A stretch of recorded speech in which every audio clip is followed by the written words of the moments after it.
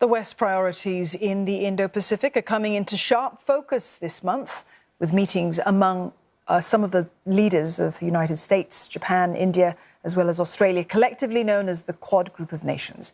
Tonight, Australian Prime Minister Anthony Albanese lands in Ahmedabad. That's ahead of 3 days of talks with Indian officials on security, the economy and, of course, cricket. Before leaving Australia, the Prime Minister highlighted the importance of the Quad alliance, created ostensibly to counter China's growing influence in the Indo-Pacific.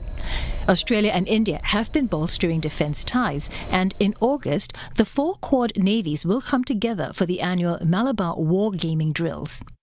Operation Malabar will be hosted by Australia for the first time. It will be important. And those security relationships is also something that I'll be having discussions with Prime Minister Modi on. Mr Albanese's visit to India comes just ahead of a trip to the country by fellow Quad leader, Japan's Fumio Kishida. And next week, the Australian PM will head to Washington for a meeting with US President Joe Biden. Regional security will be front and centre of those discussions, which reports say will include British Prime Minister Rishi Sunak to announce a way forward on AUKUS. A deal is expected to be signed to provide Australia with nuclear-powered submarines and other high-tech weapons. India has given a muted reception to the AUKUS arrangement, but that's unlikely to get in the way of Australia and India pursuing closer ties, particularly on the economy. The opportunities which are there to have increased people-to-people relations, to educational transfers, increased two-way investment, increased engagement between our business communities. And I think it is an enormous opportunity for Australia.